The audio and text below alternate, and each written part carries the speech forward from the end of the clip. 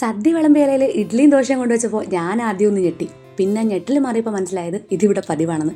ഞങ്ങൾ അമ്പലത്തിൽ പോകാൻ വേണ്ടി റെഡിയായതാണ്. അപ്പോഴാണ് താഴത്തെ നമ്മുടെ ഓണറിൻ്റെ വീട്ടിൽ ഒരു ഫംഗ്ഷൻ ഉണ്ടെന്ന് പറഞ്ഞത്.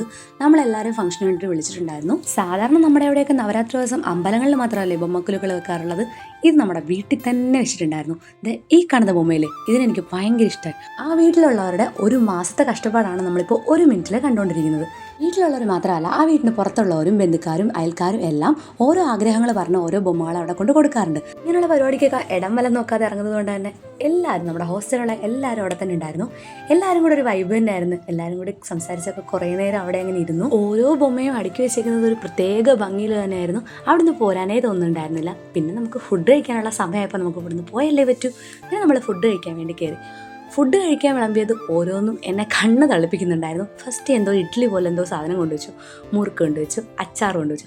പിന്നെ വെള്ളയപ്പമാണെന്ന് പറഞ്ഞ് കണ്ണും തള്ളി ഇങ്ങനെ ഇരിക്കുകയായിരുന്നു. വെള്ളയപ്പത്തിന് പുറത്ത് സാമ്പാർ കൊണ്ട് ഒഴിച്ചപ്പോഴാണ് അത് ഇഡ്ഡലിയാണെന്ന് എനിക്ക് മനസ്സിലായത്. കണ്ടപ്പോൾ അതിനേക്കാൾ സങ്കടം തോന്നിയത് റിൻഷയ്ക്കാണ്. പിന്നെ ഉള്ളത് കണ്ട് ഓണം പോലെ എന്ന് പറഞ്ഞ് കിട്ടിയതും കണ്ട് ഞങ്ങളങ്ങ് കഴിച്ചു.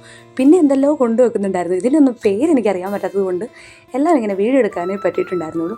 എന്നും മിൻറ്റ് ചട്നി, സാലഡ് എന്തെല്ലോ കൊണ്ടുവെക്കുന്നുണ്ടായിരുന്നു. ഒരു നാട്ടിൽ സദ്യയുടെ കൂടെ ദോശ മസ്റ്റാണ് കേട്ടോ. ദോശ ഇഷ്ടപ്പെട്ടുകൊണ്ട് തന്നെ അർച്ചന ശാലിനിയൊക്കെയും കൂടെ തട്ടി അറിയുന്നുണ്ടായിരുന്നു. ഇവള് സദ്യ കഴിക്കാൻ കയറിയിരുന്നിട്ട് എനിക്ക് വെച്ച വെള്ളം കൂടി അവളാണ് കുടിച്ചു തീർത്തത്. സദ്യയായിട്ടുള്ള യുദ്ധം കഴിഞ്ഞപ്പോൾ ഞങ്ങൾ കുറച്ച് റെസ്റ്റ് എടുത്തു. ഈ കാണുന്നതാണ് നമ്മളെ വീട്. ഇതിൻ്റെ തൊട്ട് മുകളിലാണ് നമ്മുടെ ഹോസ്റ്റൽ ഉണ്ടായിരുന്നത്. അത് കഴിഞ്ഞ് നമുക്ക് ഗിഫ്റ്റൊക്കെ തന്നു കേട്ടോ. റൂമിൽ കയറിയപ്പോൾ ഗിഫ്റ്റ് വിളിക്കാനുള്ള വെപ്രാളമായിരുന്നു. ആദ്യം തന്നെ സ്വർണ്ണപ്പെട്ടി, ആഹാ അന്തസ്.